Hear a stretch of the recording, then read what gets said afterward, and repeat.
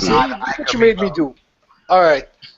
Good night again, peoples. This is the Good Shepherd, the resident ADHD specialist. It's the Midweek Gamers at Large podcast. The topic for tonight is the yin and yang of gaming. Basically, for every good or bad, for every good there's a bad, every bad there's a good. And we're going to look at both different sides of different situations that happened, and what you thought originally was a disaster could be good, and what you thought would have been good actually ended up being a disaster.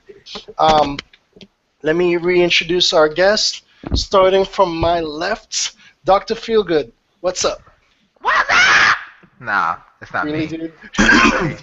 Dr. Feelgood, the guy with the smooth moves and nice tunes, always in a damn good groovy mood. Damn. Okay. Go ahead. All right. Red Fox. It is I, Mr. Red Fox, and I haven't taken any BS since 1991. Hey, you went back to the original. Great. Yeah, I like to switch it up. You mean switch back? No, switch it up. I got 3 now. I got Nintendo Defense Force Red Fox with the Red Fox Zord. I got 3 of them. It's great. Right. All right. Okay, and then up next is Mr. T. What up, fool? We want you to wait. Yeah, we had quite a few deliveries. Well, Mr. T got his kid. Okay, and Dual Liger. What's up, my friend? Not much, man. I'm just here chilling with the Gamers and Launch crew. You know what? Speak with your wallet. That's my hashtag. Don't buy bad experiences. I can't help it. That's all I have on my console. Wow. Okay. Before we go on, Red, I have something to say. Oh, wait a minute. I didn't mute? You, No, sir. you didn't. That's all live. Red Fox, as I said before, with what you just said, man, Pizza night, got fools. you, sir, are a dick. And Wow. Really, guys? Look, I'm just telling the truth. All I got is a PS4. Come on, man. That's messed up. Not off the top, dude. Jeez. Really, guys? We're not Okay. even 5 minutes in. Shep, I go know, ahead. right? Go ahead. I'm about to Go ahead. boot your asses out of here. Seriously. Hey, go ahead and end this podcast. We're already doing the Gamers at Large at the door. Oh my god. This is fail, guys. Shame on y'all. Who? All Oh, you no, guys. What did I actually, miss, no. fools? No. I got a good one black that's and white to the actual on the point. corner. Yeah, you got to put Red Fox in the corner. He started the whole thing. No, I have a good one that's actually pertinent to the point. I will behave, and it actually works. Okay, All right, I'm an well- RPG fanatic. Okay, Okay, I love go for it then. RPGs. So when I heard that 2 of my favorite JRPG houses were combining their powers, fusion hostile. I know where this is going. I thought, man, there's no way we're gonna get the best RPGs ever. And so when Squaresoft and Enix did their fusion hard dance and fused together in the Square Enix, I was like, man, this is gonna be the best RPG development house ever. And unfortunately, the exact opposite happened. They did the dance wrong, man. It was I think they did do the dance wrong. They came out as Fat Square Enix. Yep. But kind of like Fat Trunks. But I mean, I don't know what happened, but I just know that like their best days of RPG making are behind them. It's a sad day when I'm looking forward to re-releases of old games from Enix and re-releases of old games from Squaresoft over their new stuff. So that's like a yin yang thing because it should have been awesome, but it wasn't. Come on, you saying you don't want that Final Fantasy 15? That's exactly what I'm saying. But nicely. Well, I wasn't being funny. I was trying to see. That's exactly what I'm saying, but I'm saying it nicely. I'm looking forward to it. I'm actually looking forward to that. Yeah, it looks like I said. I mean, the battle system look like they got it for once. Got it tuned in. Look like it tuned in right. So I can't argue to the point either. Like I said, but I hope people out there who's looking for this game. Remember, I'm telling you this right now. They already blown their budget 4 times. If this thing don't sell 5 million, 8 million, this will be one of the downfalls of Square Enix. It really might be the Final Fantasy. Yes. So y'all, I have one thing that scares me about this game. Although it looks like it's going back to the classic JRPG roots, at the same time, them cruising around that big Cadillac 16 makes it westernized. I'm just saying. yeah. Well, like I said, they brought in this one right here. What happened is they brought developers from the Western side too when they made this game. So they tried everything. Like you guys just said, since the budget been blowing so much time, this is the final. If this don't sell, because 14 and 13 and 13.2 and all those things did not do it. Well, that's their fault for blowing their budget. I mean they can't blame consumers. Look. When we got with Square Enix, we were expecting JRPGs, and they gave us ARPGs. JRPGs. Or they gave us AARP. I wish they gave us AARP. I've seen some of the benefits of AARP. They're awesome. I know, right? Wow. Oh Lord, you guys are Getting some damn fanboys. For real. Oh man, well you know what? Since we started over again, like how we talked, I'll go into what we just talked about a little bit. Cause I don't know how we're gonna mix the last one because this was a fail. Yeah, but I think this is just gonna be original. Yeah, so but to go with what Good Shepherd was talking about, the Yin and Yang is the media itself, like the media where we used to play games on, kind of like Music T was talking about when we first started about that. It was cartridges, and then this came around, and this came around, and it opened up development for a lot of third parties and everything on the PlayStation, which was good, and Sega Saturn and Dreamcast, of course. The loading times on the cartridge was good, but it just couldn't hold the memory. So that's the the loading time was good. Right. The bad part is it couldn't hold the memory. The funny thing is today now there's a cartridge, which basically SD, SD could hold way more memory than a disc, which is Blu-ray. Yeah, isn't that crazy? It's flip as hell now, which is crazy, yes. But and the next thing that killed me is like proof that we're living in the Matrix. Reality is not a reality. I know, right? I mean, like I said, and then we could get back into the loading times, like I said, because a micro SD now can hold 128 gigs. Yep, 256 gigs actually. I But bought the one. downside is how much is it going to cost? Oh my god, arm and a leg. Yeah, right. I mean, a cartridge. Look, The micro SD itself is going to cost $30 to $40 just the card, and then you got to put the software on it. Yeah, but the software is just data. Well, to answer your question, let's go with the usual people who does this stuff. When Nintendo buys their, we're paying $30 just for the. Sorry, I didn't mean to cut you off. No. I was we going got a to little say. delay. Nah. Oh, okay, yeah. Hopefully, mine don't lag out either. But let's go with the practical person. When Nintendo does their games, they always do their own media. They always buy the company out, or they do a great contract with them to get the media cheaper. That's why they don't do like other things like that. The SD cards, just regular SD cards though, with let's go 128 gigs. That would be cheap. That would be cheaper to make than keep on doing disc. But you don't need that though. I mean, Nintendo Pros, you don't need all that space. People just do it because it's easy to do. Just squeeze, just spit all your stuff out there without any compression, and it's going to be 45 to 70 gigs. But if you actually do some work, you can get more stuff on a disc. Yeah. Or, you take the time to compress it and program it properly. Yeah, but Ms. T, you said the dirty word. The work can take the time. Work can take the time. Time and work. Effort. No, we're in an industry now where even the gamers are defeated, and they just like, well, just do what everybody else is doing. So. But yeah, let me buy my instant fatality. Yeah, it's like really. Yeah. I don't need to unlock this stuff. I just buy it.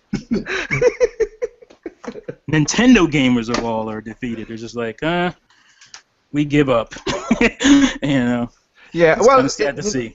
The compression and like you just talked about, the compression thing is good, but again, if you got more space to do certain background, which I've seen when Nintendo when they're coding, like right now, I mean, X basically max out the we use disk memory Space. Yeah, disk space. So it was like 19 gigs. Well, yeah, but Crap. it's 19 gigs. But if you add on the 14, if you add on the other gigs for the downloading to Yeah, and they then you want. have to It could be up it to works 25 the gigs, same right? way as the DVDs. Like I know that when I author DVDs, Mhm. like it'll be you need a certain amount to basically to for the software to lock it down to finish the disc. Mhm. So that 19 gigs is probably gonna end up at 23 when you're done. So Well, basically, if you add in all the, like I said, I have the Japanese X, sorry, Japanese X. If you add in all the stuff that they have right now, is past, like I say, it's past the 25 gig with all the oh, download it and is all okay. the loading time. Huh? Oh yeah, because if you download you can download a certain amount to your hard drive and it'll make things faster, make things load faster. Yeah, that's That's the what you're system. talking about? That's the system it is. But if you wanted to put everything on the disk, yeah, then it would be over the 25 gigs Right, of the. right, right. And then and as anybody would tell you, you don't want to max out a CD or a memory or anything. You want to have at least a space No. in case for buffering and everything. 'Cause you go in that 10%, you will basically have a crash. Yeah, you don't want that thing bleeding data. Not a good thing. No.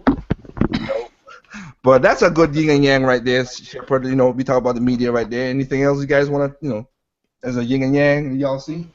Business decisions, like DLC perhaps, or acquiring other companies. Well, we already brought that up with Square Enix. Now that I meant to think about it. Well, I'll say this about the companies. Like I said, a lot of people was talking about why again, I'm the end doer, so I'm Nintendo again. But even though I got a contract with Sony, but a lot of people was talking about how why Nintendo didn't buy Atlas or Sega or this and that and all that, Capcom and everything else. Basically, every gaming company last year, even EA and Ubisoft, was going on was redoing a lot of their transitions because a lot of people didn't make, only Nintendo really made profits that was killer last year. Everybody else was not, they had to fall back, they had to cut back their projection. And if you're reconsolidating your debt, you're not going to take on the next person's debt. That's just not how business works. Yeah, I mean, say what you will about Nintendo, they're not losing money. Nope. At least not now. So. Nope. And even last year when they were losing money, it was like they were doing things that you have to do in order to build your business. They were building studios. They were buying parts of other companies. They were buying development houses. They were growing. They were spending in order to grow. And I'm sure there's R&D for NX in there. So. I mean, software development. They were doing all types of stuff in order to keep their business valid and competitive in today's market. And plus future growth and future development. So I mean, it's not like they were losing money and firing people and selling off buildings and junk. And also, people, we need to. I know a lot of people are now to a degree with the whole business thing, but one of the biggest factors that Nintendo, Sony as well too faces is the exchange market. If the yen, the U.S. dollar has been not the strongest in the last couple of years as we've been in a recession. So when the yen goes up, Nintendo and Sony, they lose a lot of money because of the exchange rate, and that's something you can't do nothing about. You can't do nothing about it at all. Yeah. Hey, Shep. Yeah, Are you busy right now? I am. What's up? Okay, I just want to know. What the hell? Yeah, he's running the cast. Well, I'm letting you guys talk. I'm actually listening to what you guys are saying. No, Shep. Forgive my language, but let's stop bullshitting. Well, we are gamers at large. You think I'm just gonna sit here and talk? I'm gonna play games. Sorry. Okay, yeah, I was making sure. You can't be the host and be playing games. Come I on, know, now. right? The reason I asked because my wife said, is anybody online? And she clicked on it, and she said, "Shep," and I was like, He's not saying I'm a host tonight. What the hell is he doing? Exposed to the max. And then he gonna lie and say, he says, yeah, I'm host of the cast. I'm Like, just that ain't how you listening do it. to you guys. Get the out of here with that. I was listening to y'all. You heard a word we said. What did we just say? Come on. Y'all were talking about you caught me online. Exposed. Oh my goodness. Chef, all you got caught, man. So I need you to fork over. Yes, yes. Fork over Already your put cause down- for suspension. Yeah. I already put down the gamepad. Yeah. You know, you need to hold down the power button. No, don't do that. She's No, trying he jump needs to in. hold down that power button. That's You haters, fine. It's off. Gosh. How dare you make me be a responsible host? Maybe do my Wii U and check. I already shut it I down. can do that. I can. Oh my goodness. Yeah. That's crazy. Please feel welcome to jump back in there because my wife is trying to team up with you. Oh, too late. I literally shut it down. Okay, people. Well, this is how y'all run podcasts around here. Good grief. Well, nah, I was just being a fiend because Yeah. I've been trying to catch up on my Splatoon. I'm actually still surprised at how you tried to cover that up, dude. He was like, yeah, of course I'm busy. He said, I'm the freaking host. I'm like, but that's not all you're doing. I never said I'm the freaking host. Go back to the cast, you'll hear him. Anyway, it doesn't matter. We all know that Splatoon is that cracking, okay? Right. We all know it's And we addictive. also know I am the ADHD specialist. You know I'm going to be going back and forth in everything. You rock a discipline. Yeah, whatever. You rock a discipline, Daniel-san. There you go. Look at that right there. There's the good and bad right there. You playing games, which is you're supposed to be a gamer, but you're a bad host. Oh my God. No, Shots fired. Look, Okay, you know what? Let's get back on topic, gentlemen. Let's worry about my fallacies later. Look, we all know that Splatoon is just addictive, okay? We all know that. Yeah, it is kind of You rat bastards, focus. Let's go. If I can turn off my game and focus back on the cast, you guys can focus on the cast. Now let's do this. Okay. All right, run the next topic. We're not the ones hosting, but go ahead. Come on, I know, conductor. right?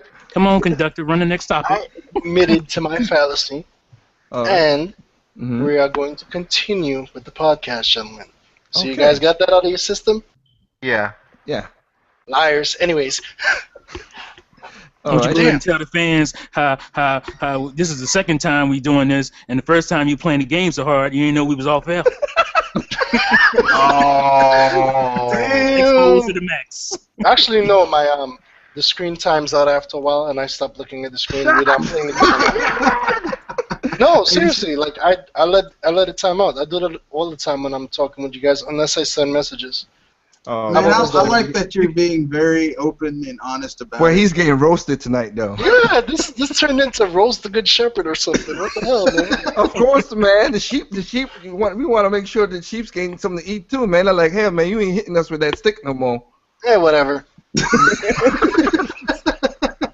I admit to my wrongdoing. Now let's keep it moving, fools. Okay, all right. Since we're talking about the yin and yang, let's talk. We talked about console manufacturers. Let's talk about games. Let's talk about a game. I'll tell you a game. The Dreamcast. The Dreamcast was one of my favorite systems. I think, in my opinion, the Dreamcast was a better console than the PS2. It had the potential to be way better than the PS2, and even better than the GameCube. The only flaw with the Dreamcast was that some of the games on it were weird as all get up. And the greatest thing about the Dreamcast was that the games were weird as all get up. For example, like Seaman. Yeah. You know, how many games let you get away, just talking about the game, get away with sophomoric jokes like Seaman? True. Okay? I mean, Good. an entire game. Okay? I love this. I love this type of thing. But I mean, look, the game had the formula to have everything that would make a game like this great. Leonard Nimoy as the voice of the titular main character. A weird premise where you would give him commands and he would do stuff and talk back to you. It was really weird. Like this was basically like the Kinect before the Kinect existed, because it actually had a microphone that you could use to talk to him. It was really. Well, you can't say. Well, you could say that too, but remember they had a microphone for Hey Pikachu 64 as well. So Yeah, they did, but I mean, no one like that game didn't sell that well. No one likes Pikachu. Neither did people like Seaman, but you could do other things with the Dreamcast. Wow, did the Nintendo just diss a Nintendo game in favor of a non-Nintendo game? Yeah, I did, because Hey You Pikachu sucked. Well, if that's the case, according to Levelhead, he could be the know-it-all. Good I point. don't get your joke. You didn't see Levelhead's video about the type of Nintendo fans you are? No, I did not. I did not watch it. I'm sorry. Shame on you. Get out the cast. You gotta watch. You gotta watch it. It's kind of. You have to watch it, man. Shout out to him, by the way. Yeah, that actually was a really good video. Yeah. Yeah. And I love the little up. Jeopardy moments in between.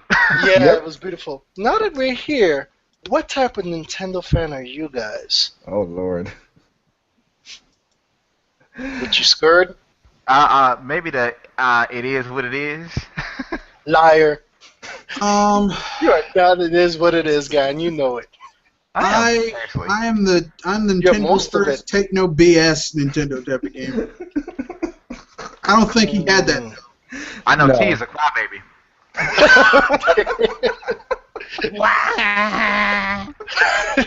I guess I'm the Nintendo apologist.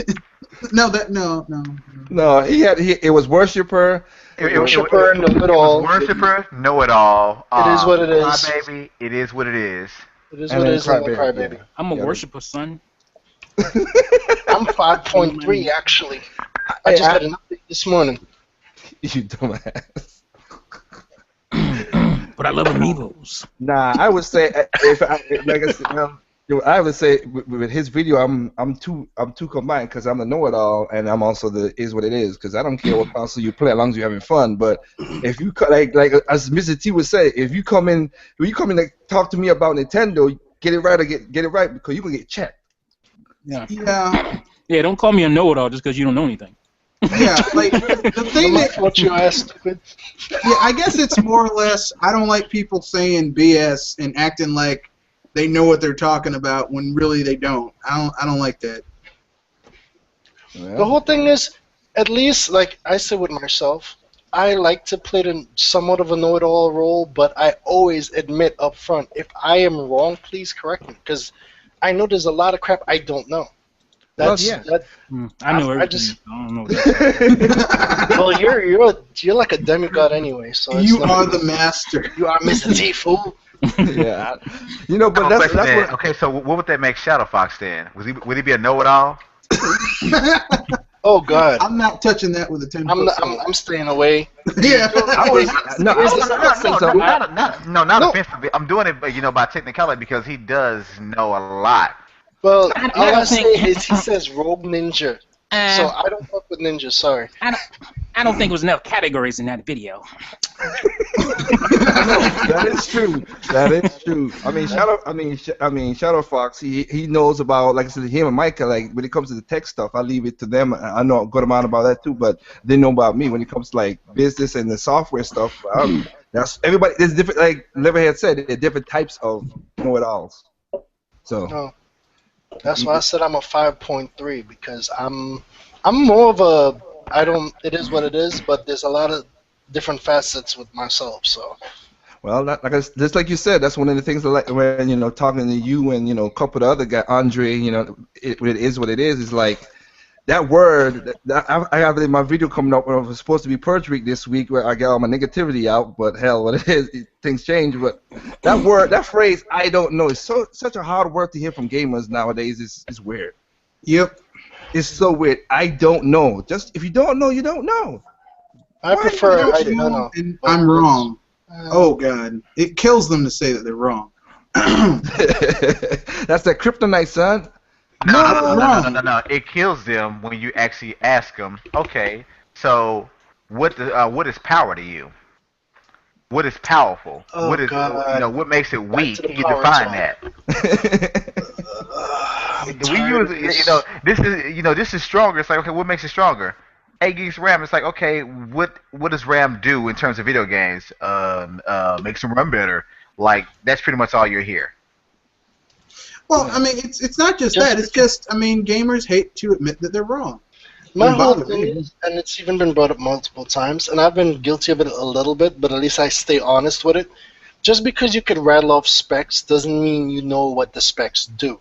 Exactly. And people are running back and forth. Well, this is this, and it runs, and it tiered this and this. Do you have any friggin' clue what that game is doing right now? Do you realize that the game that you're claiming is 1080p is actually 1080i? Oh, you don't? Wait, it's running at 25 frames per second. Did you notice that? No, you didn't. Does it matter? Not really.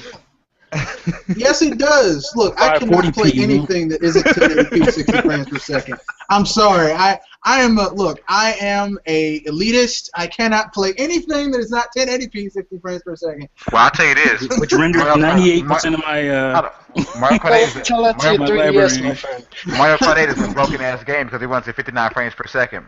Yeah, and that one frame is missing. We don't know where in the hell it went. It just disappeared. Makes my eyes bleed. I can't play that game.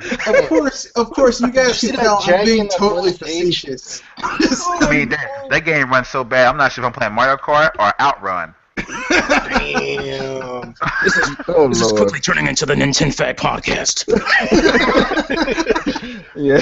Bullseye! Oh man, that's a bullseye. I know, man. Oh my God. See, if it wasn't for the fact that he said he hates Amiibo, I'd be with Bullseye all day. I don't hate Amiibo. 4 Amiibo, and I'm perfectly happy with those 4 Amiibo. Like, I don't need any more. Like, these people who keep on complaining about Amiibo, I'm like, you don't have to buy them. Yeah. They are, like, none of them are necessary to the game. And let's go back to Liger's favorite term. Speak with your wallet. If you don't want it, don't buy it. Move on. I was complaining about stock for about a month and a half, and I was like, why do I care? Like, if I can get it, then I can get it. If I can't, but you know the funny thing is what the thing that everybody needs to keep on saying about the stock thing. Like I saw your video to Mr. T and everybody else is like, you can't predict this stuff most of the time that everybody think you can, because like if I was a businessman and he said it, he would have said this. I don't want to set up a temporary factory to give people just a little hope to work, and then I gotta fire him. He was not that type of person. So, and look at the Jigglypuff. Who would have thought Jigglypuff would have sold that crazy, even though they ramped it up way beyond it's supposed to be? And again, that was the most sold thing for Target. Come on, you can't predict this stuff. But here's my thing. Like, okay, I think I have like 21 or 22 Amiibo. Wow. Damn. Yeah, I mean now, but don't get me wrong. I want them all. I do. Is there something wrong with that? I do. My plan was to get them all, seriously. But here's my thing. After I didn't get some of the ones I want, like I really wanted Ike really bad, but he sold out like within, I think, an hour. Yeah. Well, I'll tell you straight up, I was at work, so it's like, I was one of the guys. To Amiibo. Like, what the hell? I'm like, I'm not that desperate. To me, at the end of the day, people, it's the toy. It may yield a small benefit to certain games, but we don't play with toys. We play with sophisticated tech. It's a toy, and although right now I want Pac-Man, Ike, and I want Lucina, I'm not sitting over here, pitching a bitch because I can't get them. It's like I want them, yes, but I'm not gonna go out of my way to get them. It is a figurine. It's like, hey, could you please fix that? It's a figurine on a toy. No, they're exactly. You know what pisses me off? They're totally This is all I wanted. I wanted Little Mac, I wanted Greninja, and Lucario. That's all I wanted. I have 10 Amiibos now, and not a single one of those 3 are in my group of 10. Nintendo, you bastards. I got 3 Amiibos I want, I don't have, and I have 10 other Amiibos. You just gotta get up with the kids and hang out in the line, man. That is one thing that killed me when I see people do all these crazy lines and saying they're gonna get angry about it. I'm like, dude, if it ain't medicine, it ain't food, it ain't water, I ain't lining up. You know what though? The shameful part is that some of these same folks waiting in line for Amiibo, they wouldn't even wait in line for a game. It's like. It's like, dude, come on now. Like, I've only waited in line for one game at midnight lunch, and that was basically Modern Warfare 3. Never do it again. But I don't understand. It's like, people, It's a toy. I'm sorry, it's a figurine. Say it's a figurine, you bastard. Okay, I know, right? it's a figurine. It does virtually nothing really, but they are cool to have. I'll admit that. But if you can't get it, it's not the end of the world, folks. It's not Yeah, the end it of the world. is. Yes, I'm it like, is. My life is over because I don't have I don't know. I still want Little Mac, I still want Greninja, and I still want Lucario. That's all I friggin' want. I'll give away the other 10 amiibos I have. I just want those 3, damn it. Dang. and that's actually not a smart decision, man. I'm Yo, exaggerating and being facetious, you tards. Continue. He only has 11. Like here's the thing, okay? Here's the thing that gets me about people who are like really tore up about the amiibos. Okay, it's like not like the amiibos are cool to look at. I have like 3 of them that I got at launch with Smash Brothers. They're really cool to look at. They're fun. They have neat functionality, but you're not missing out on anything if you don't have any. It's not like Nintendo has hidden like a death of content behind amiibos, and if you don't have them, you're SOL. Like, I don't have the Splatoon amiibos. I tried to get them. They were sold out. I'm not missing out on not having them. I'm still kicking people's behind in matches. It's not like the equipment that's locked behind there is so powerful that, you know, it gives you an edge or anything. True. So, I mean, like, the people who are like, oh my god, Splatoon needs XYZ, I'm like, come on, man. The amiibos are nice, but they aren't absolutely necessary. True. Can't argue with that. There's a yin and yang right there. Excuse me, but they're quite necessary. You can get out of here with all that bullshit. You're emotional, son. You sound like you're on Mr. Gilroy's property now. you done messed up now, boy. We do all things around here. Oh Lord, you guys are too much. Come on, man. Take these cheeseburgers, man. I need my meatloaf. Oh Lord, that crack, man. It's too much. it's addictive. Look, I will be the first one to admit it is very addictive, but I can't do it. Like I said, I mean, you know, Dr. Feelgood got more than what I want. And I mean, and I could get more. Well, some of the amiibos I could get for free, so I ain't got no problem with that. I don't want none of them. This rat bastard bragging again. Well, ain't my fault. I work, son. You get the connections and you'll be good. But anyway, I will get the connections. I'm gonna be a G. What you talking about? But no, but it's like the games I could see those that you want, like you just said, Shepherd. Those that you want, I could see that you want to have those as a figurines to put on your shelves. That's cool. Because like I said, all I have is the ones I want on my shelves, and that's it. I ain't gone beyond that. But some people have a little thing. Nintendo did something once again that a lot of people hate and a lot of people like. Yin and Yang, like you guys are talking about right now. Yep. So I don't know. Like I said, I got my Seal Suit Samus, my Yoshi, my plushie Yoshi, my Inkling. I'm gonna get the plushie Yoshi. I ain't go front. Yeah, I'm getting that. Different. I like it. It's different. I'm getting it because it is cool. Cute. It is cool, dude. I was when I got mine, I was like, I'm happy they branch out. Now let's see what else they're gonna do. I'm just getting that because it's so damn cute, and I'm a cute dude. I like you give me a puppy. No, you give me a puppy, I lose my stuff. Like if it's cute, I have to have it. If it's you cute. can't be in Japan then, because you'll just have a cuteness overload. I know. I can't deal with too much cute. Too much cute just What destroys. are you? Is the Fox and the Hound? Guess so. Why you think No, you know that?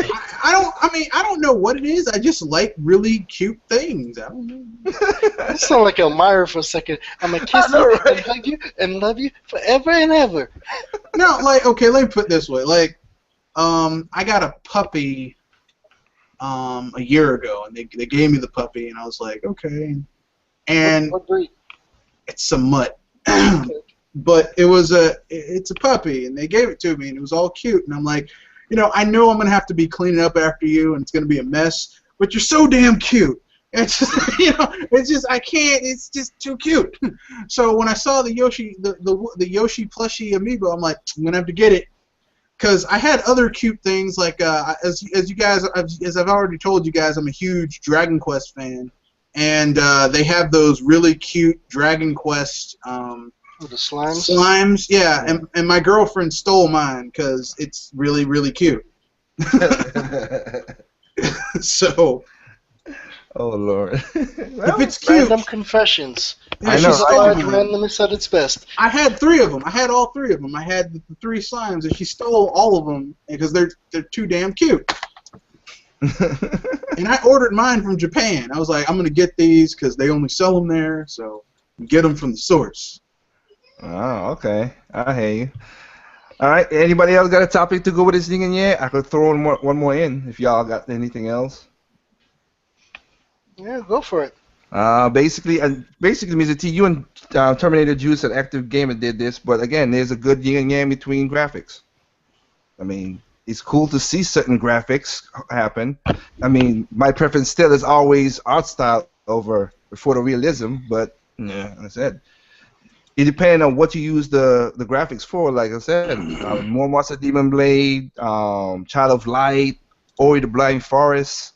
I mean, those are some crazy those are some things that are really good that they do good stuff for the games. And then when you go to photorealistic graphics, there are some games out there that look good. I still say, Batman Arkham Knights and everything, those look good. But the problem is, as a yang of it, is that 10 years from now, if there's a next system that plays that, I'm just saying, let's just be positive. If 10 years from now there's a system that, If you put it that way, then Wind Waker's a perfect example of that. Well, like I say 10 years. Yeah, I'm gonna say 10 years from now, it's gonna be crunchy because again, one of the hardest things that TVs to produce is when you're doing graphics is blacks, whites, and grays, because it's not natural color. I mean, it's not a natural color. It's artificial. So once the process is crunched in the future from now, it's gonna look really jaggy and messed up. But color, you could do different. Let's have a Maximum Carnage reboot, but make it cel shaded. Oh man.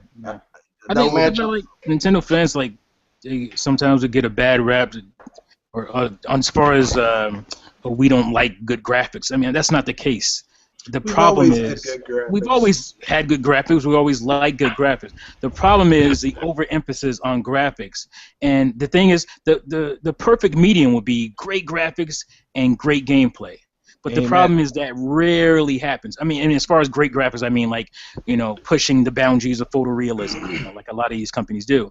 But the problem is they overemphasize on that part, and the gameplay is either just as good or mediocre as what we've already had. So it's hard to get both because you have development studios that spend so much time on how the game looks. And then, there's not a lot of thought put into Screen. So, I mean, so yeah, I mean, that's the problem. Like, if we could have both, of course, that'd be great. But because of the budget costs that go into these games today, especially, it's hard to have both. It's hard to have, like, cutting-edge graphics and amazing gameplay. So people get fooled into thinking they have this great game or gameplay game, but it's not really about that. It's about the storyline and the visuals. Yeah, but we have seen examples of companies that keep their budgets under control, and their games aren't ugly, but have really good gameplay, and they do pretty well. So I mean, like I think it's kind of like kind of like a snake feeding on itself. It's a it's a self-fulfilling prophecy. They think that gamers want really good graphics, so they increase their budgets and use these expensive graphical engines that require a lot of time and energy to get it to look that way. And then the game has to sell a huge amount in order for them to even be profitable. And it's a never-ending cycle. I mean, if they knew how to keep their budgets under control and make a decent game, they wouldn't need. It's like, oh, it only sold like 2 million, but we made a lot of money off of it. So we can keep our goals reasonable. I mean, I think Indio was basically trying to say, about I think games don't age well. It's not just the graphics. I think is the reason they don't age well. I think it's because of the emphasis on graphics. You basically get like an interactive movie. And once you beat that, it's hard to like go back and want to play it in 10 years, you know, because it's like, well, I already know the story and the gameplay wasn't that great. So to me, that's why it's easier to go back to certain Nintendo games, and it's because I know the story, first of all, wasn't the biggest emphasis, except for maybe in Zelda. It's still not the biggest. It's a big part of the game, but the gameplay was just so much fun. It was so varied that you can run through it 20, 30 times. Like I do a lot of these games. The Zeldas I've run through over and over and over again. I'm playing Zelda 64 again. I probably beat that game easily 50 times, easy. So. Well, it's kind of weird. I mean, all of us are a certain age right now that it's weird that I could go back and play a lot of the games from the Super Nintendo, even the fifth generation, even with some PlayStation games. I could play those games with no problem because the mechanics was what it is, and also the graphics were what they were back then too. Because I remember Crash Bandicoot, it was Polynesian, of course, polygons, but still, it still had a charm to it. People still play Mario 64, even though it looks it's jaggy now, but still, it has a charm to what that gameplay was. It's still addicted to do. Again, the gameplay is just so much fun on Mario 64. I mean, I look at it and I was like, it definitely looks dated, but it's cartoony enough still in the visuals, and the gameplay is still just fun. It's still just fun to run through it, especially when you know everything. It's also almost like you get more out of it when you know where everything is. You can still just enjoy the ride. So. Well, maybe because I would think maybe back then we created you see, that's I think what happened now. Here's the next Yin and Yang right here, the Good Shepherd. Back then, we created our own achievement system with our minds and imagination. Imagination is falling way down in this generation now. I've seen it. That's what is this thing you call imagination? Please Imagination. But no, because everybody wants. I need achievement system. I need achievement system. Can you not make your own? Like your own meta in this game to make it is what it is. That's another thing. There's a lot of this of accomplishments. Yeah, I have to brag about things that really, in the grand scheme, don't matter. I'm sorry. No, but you can brag. I'm not saying you can't brag. It's just don't let it overwhelm you. You know, like don't let it consume you. I mean, come on. Back when we were growing up, you used to make baseball. You had to, or in my case, basketball. You take a milk crate, which is a square crate, and make it a basketball hoop. We had imagination to say, okay, that could be a hoop. Let's do it like that. Or baseball, we create our own rules, one hit run, and all these crazy. Don't catch the. Even if the ball bounces piece of woods, mount it up. But I mean, I get it. I understand achievements and trophies. I get that stuff because it's like little pieces of crack. I mean, I understand that people like it because of that. But the thing is with me, I don't care for them because they literally mean nothing. It's just like, hey, look what I did. Everybody who's on my friends list, it's just like, other than that, it doesn't really add anything to the game. But like I've seen people I mean, it's kind of like Liger said. Like I remember back in the day, I'd be like, okay, I'm gonna go through this game and I'm never gonna use a power up. If I can avoid it, like unless it's like in order for me to get to this exit, like in Super Mario World, I'm not gonna use a power up. So I'd beat most of the game, never use a power up unless it was like absolutely necessary to beat the level. Yeah. And that was, I mean, like that was my achievement. We had our own achievements. Like you just reminded me of Contra. I remember my achievement in Contra was playing it without the code, like beating it without the code. Yeah, without the Konami code. Yep, that's what Konami code. And I did it, and I was like, whoa! Like I was happy. I recorded it on my VCR. Yeah, I'm old, but I recorded it. We all are, son. With my VCR, and it was, I showed my friends. They were blown away by that because everybody I knew used the Konami code. And I was like, you know what? I'm gonna try to beat this game without it.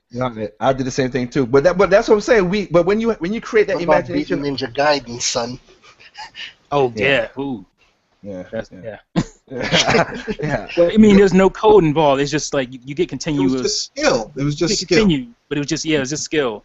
Yeah. Especially it was back in It was back with the Infinite days when they put you all the way back, when they give you all that infinite level thing, and then they kick you all the way back to the beginning of the first part of that. You didn't have a checkpoint and continue. Oh no! Checkpoint. I was just gonna say damn stage. Checkpoint. We didn't even have game facts back in the day. Like all you had, if you were lucky, and this was before Nintendo Power.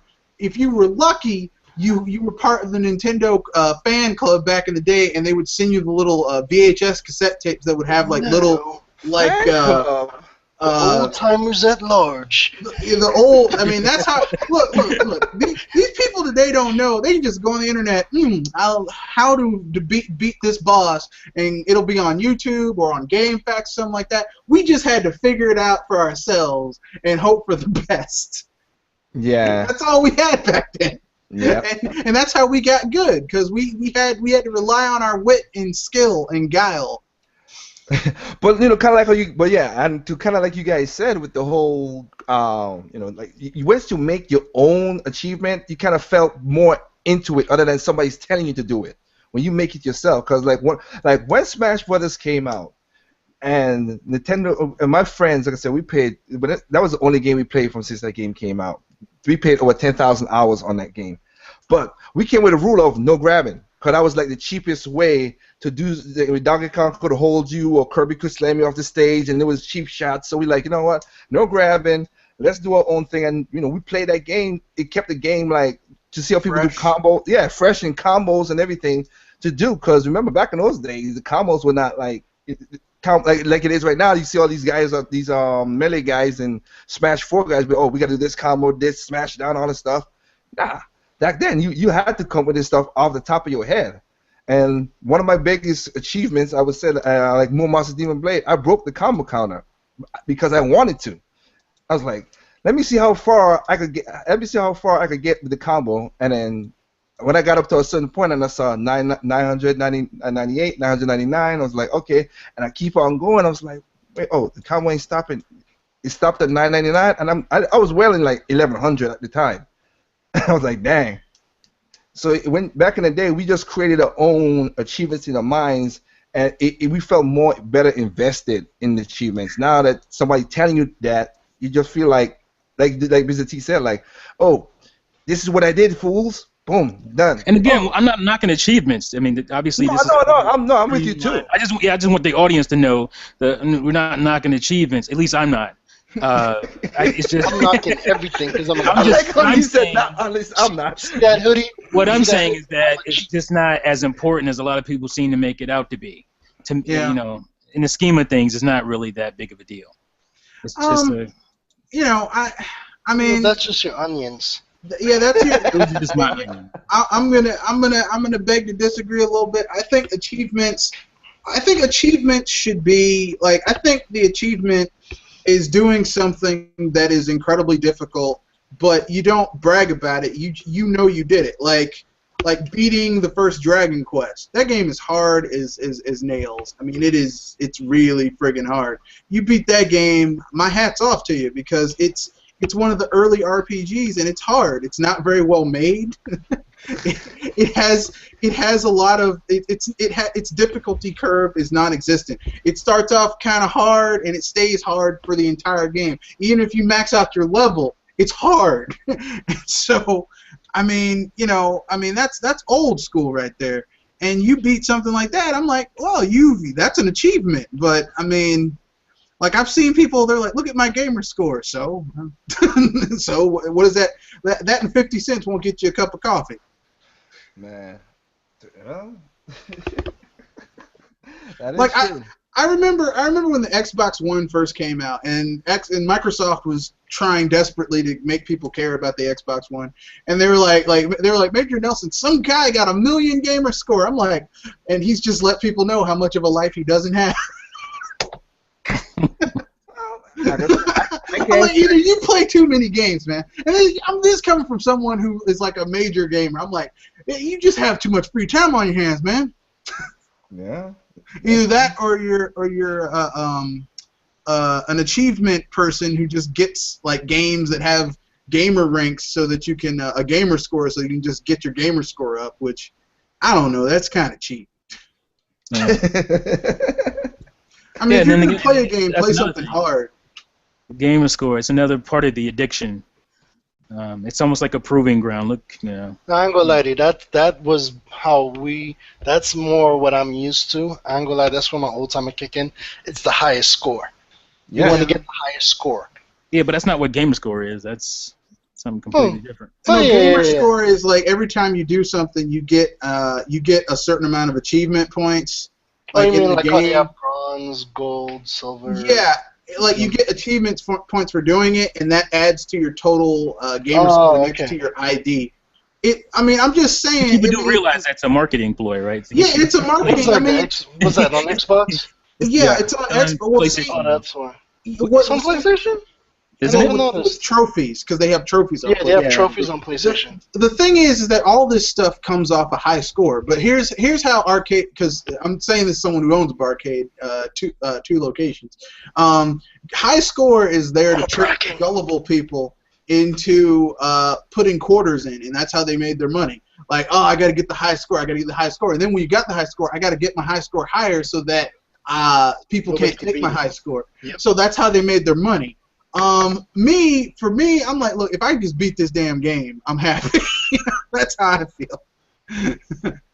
Yeah, you're right. And you know what's it's funny too? Not right now. That's the next thing. That's like, I'm happy that they introduce a lot of people into gaming. That's a good thing. Gamers be big and small. But back, like as bringing up this whole stuff, you guys, this is basically old timers podcast, because games back then, like you said, beating those games like Battletoads with 2 players and Ghouls and Ghosts, which was, oh my god, that was a pain in the butt to beat that game from Capcom.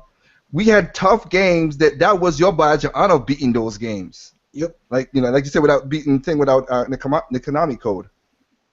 Now we have easy, soft. We got the difficulties, or we got like assist in this. Like in Call of Duty now, they have the assist tap. Now you can shoot the gun and tap to this, and yeah, even that's gone a little soft in this generation now. Yeah. Well, I don't want to rag on the generation because it's not their fault. It's the that's what I'm saying. Developers' fault. People, it's the same way we were molded based on what we're used to. This is what they're used to. So I mean, because the developers started chasing the basically the casual money, so they make games easier. They give you all this stuff to do, like get your gamer score up, get your trophies, all that stuff to make you think you're being more hardcore. Any game can be a hardcore game. Like you can play anything hardcore. To me, hardcore is about just maxing that thing out, getting the highest this and all that stuff. Yep. Oh yeah, I'm with you 100% on that. Yeah, depending on what game. It could be My Little Ponies. Hey, if you go hardcore, go ahead. I don't know if there's enough content in My Little Pony, but yeah, I think it has to be a game with some good content. You can't just be some. I'll give you an example. Okay. You see, once again, you're putting your onions. Somebody out there thinks that My Little Pony game was. Come on. Let's keep it. Let's be frank. My Little Pony isn't the most hardcore game. Right, it's designed to be played casual, but you can play it hardcore if you want to. But I'll give you an example of playing something hardcore.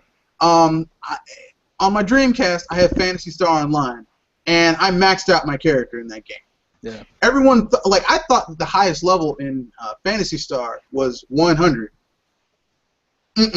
Phantasy Star Online, the highest level is not 100. Yeah. It's 255. That's what I thought about Donkey Kong Country, Tropical Freeze. I thought it was 100. Nope, 200. Yeah. So then, when I got episode 1 and 2, Phantasy Star 1 and 2 on my GameCube, because I was like, I had episode 1, and I can carry my save over to 1 and 2. So I got 1 and 2, and I'm playing through that. And I'm like, oh my god, this, like, I was like, I'm almost at level 100. I'll max it out. I'm like, wait a second. Oh my god. So basically, if you look at the counter on my clock on my memory card, I have 999 hours, 999 hours, 99 seconds. Basically, I've maxed out the amount of time I played that game, and I'm at 255, and I have this hunter that can just kill everything in 1 or 2 hits. And it feels pretty darn good, but now the thrill is gone because I have nothing else left, but I don't want to erase that character. So it's like, I'm like, I'll just start a new character. And then I made a ranger that looks like Optimus Prime, so we'll see what I can do with him. That's how I am with this guy.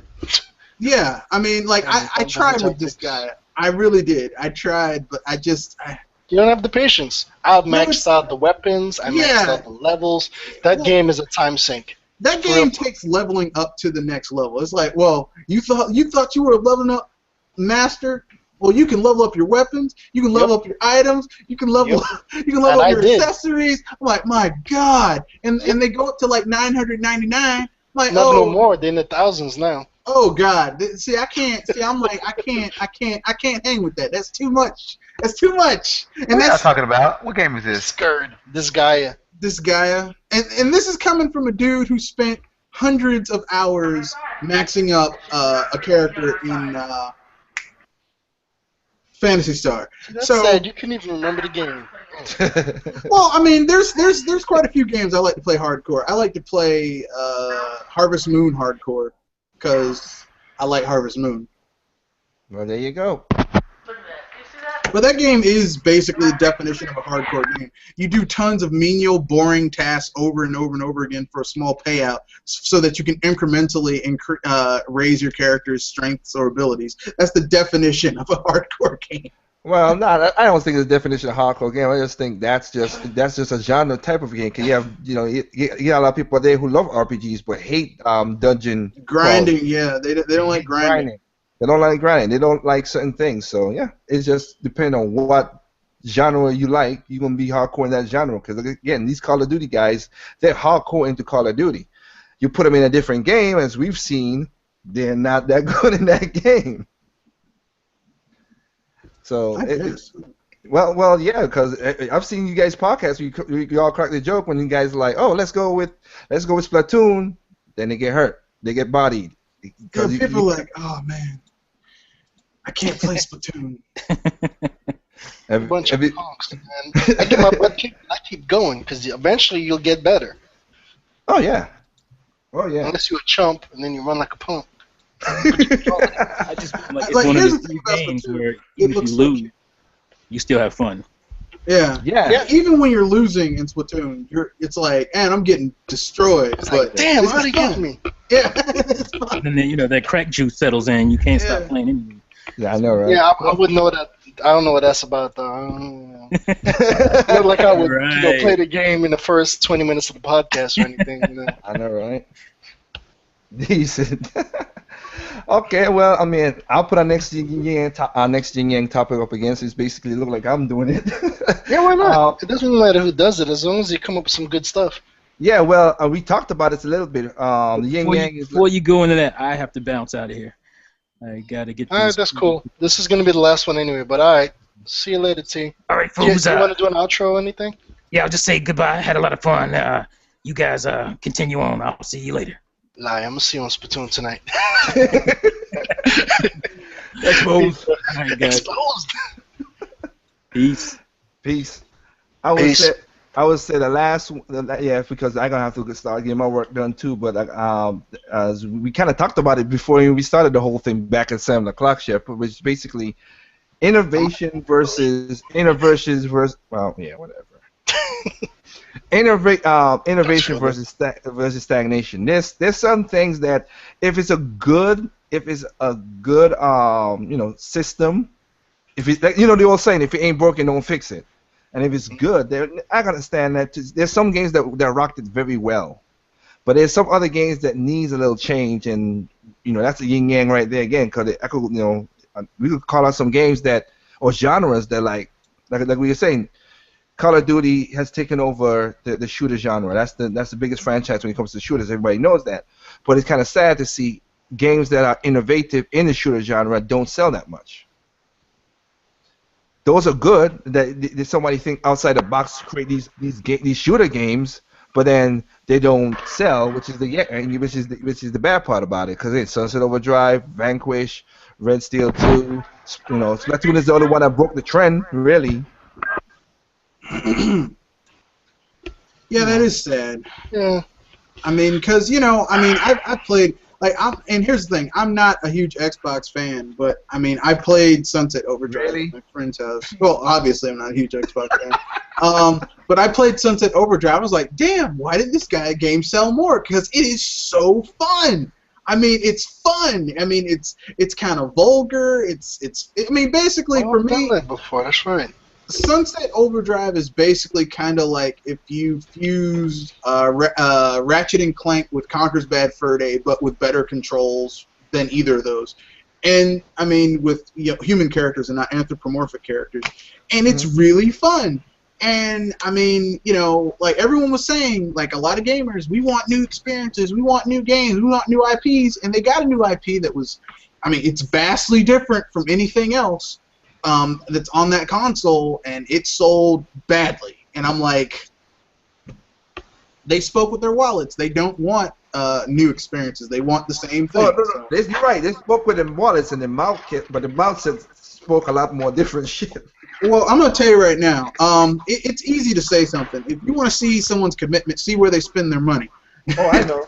Those people are spending their money on Call of Duty and Halo. What gets to me, though, and I'm pretty sure you guys can agree with this, as you just said, people always say if you want new games, new IPs, new ideas, we want innovation. But then when they get these new things, let's say they do support them, then they want to play them the same old way. It's like, okay, True. people were bitching. I remember people were bitching about, the motion controls in Splatoon and Call of Duty. Like, nah, man, just let me use the Pro Controller. It's like, okay, so you want new ideas, but you want to play them the same old way. You can't innovate while moving backwards. Yeah. It's like that's normal for human beings, though. You can't ask. True. Like, in other words, it's either you do one of two things. Either you move forward or you stay where you are. Because, honestly, don't get me wrong, I love Call of Duty. I love DualShock. I love the Xbox controller. I do. But I also like new things. And we've used the same controller for the last 20-plus years. Okay. So you just bring up a great topic, and it shows all over the world. See, people, we like to trick ourselves. It's an illusion. It's like, let's give politics an example. People always say they don't like this guy, he's horrible. Then they put a guy into the office, but he's just like the guy from before. We like to think we're moving forward, but a lot of people are actually comfortable staying within a certain zone. It's the same thing with all people. Like, we want new stuff, but we don't want it to be too different because then you get uncomfortable. Familiarity, safeness. Radical change is very difficult for people to deal with. I think that's what jars a lot of people away from Nintendo, because Nintendo likes to do things that people are like, that's too much, but then it's not enough. Like, they can't make up their mind. But see, these same people, and I'm not going to mention any names, but these same people are the ones I heard in their videos saying, like, for example, Splatoon. Yeah, I tried the motion controls once, didn't like it, so I went back to the analog stick. It's like, you tried it once? That's like me saying, yeah, I'm going to play the lottery once. If I don't win, I'm just going to stop. Like, well, actually, no. That's that is the best thing to do. What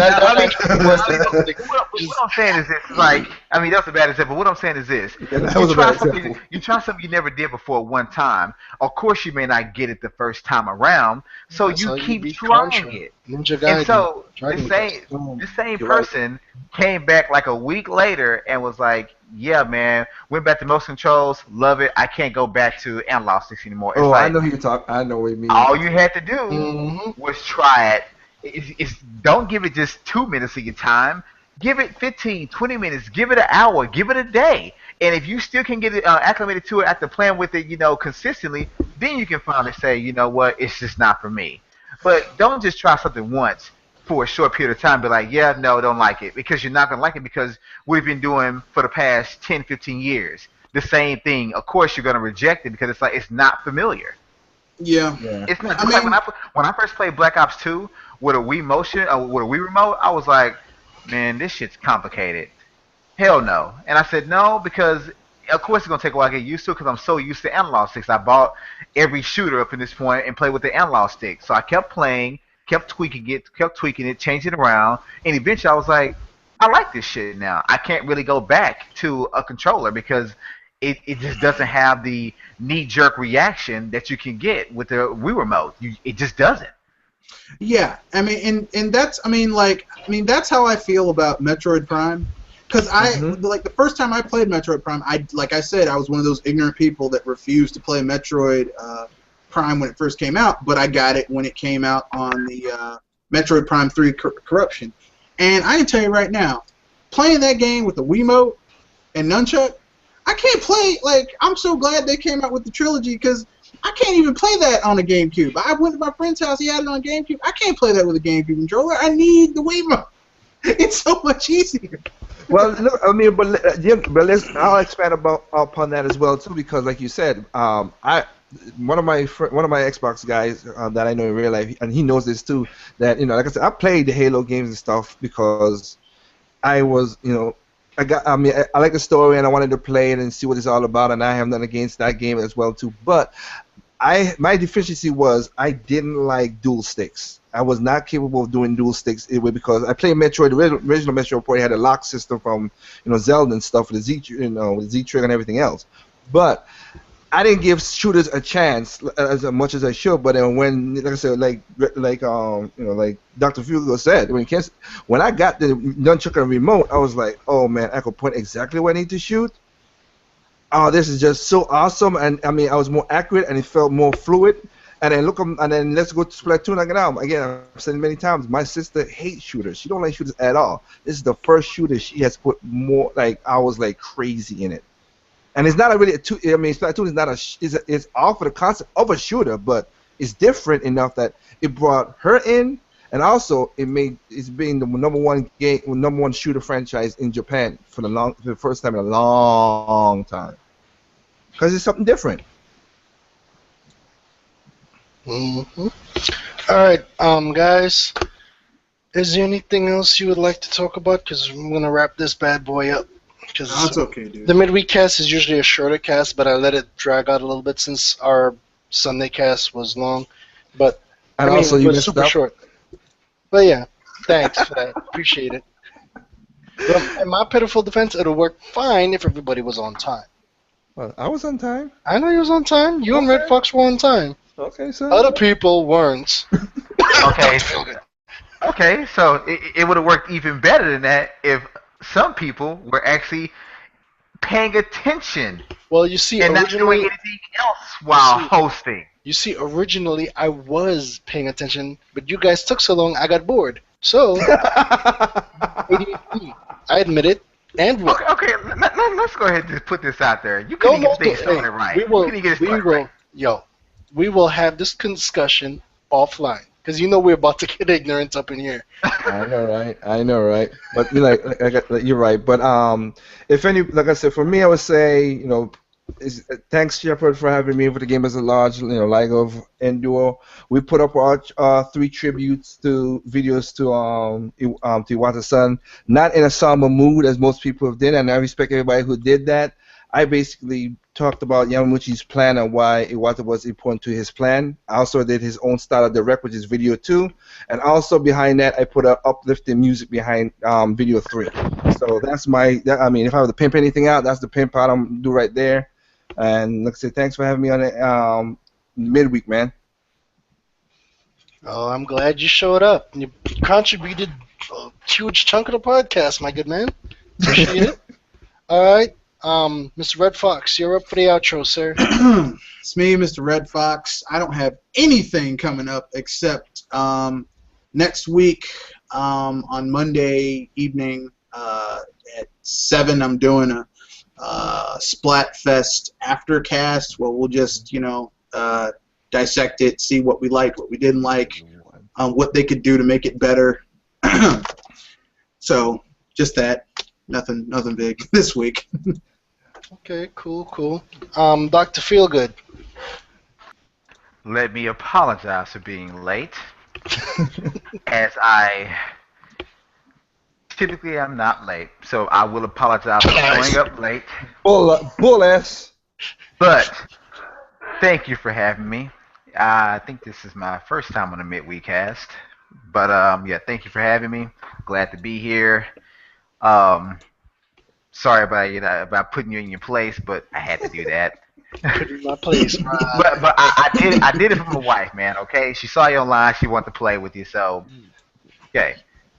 But anyway, I do have an event coming up again. Oh, and thank you guys out there. David, Shadow Hero, Shadow Hero, Primitive Juice for showing up, or at least playing with us during the Turf War Tuesdays. It was a blast. I got another one coming up this Saturday after Splatfest, directly after Splatfest. Hope you guys can come back and join. But be on the lookout for that. I will be uploading the gameplay videos of last night. You can see me tucking these dudes stand with blankets of ink, talking to you, Twilight. But yeah, look out for that. You know what? Like I said, if we get my team together, then well, we'll see what happens when they put the whole that you can match up friends, whatever. And when that happens, I'll put my team together, and I'll come after you, Mr. Dr. Feelgood. Oh, you don't come after me, because let Shep tell you, you need to run away from me.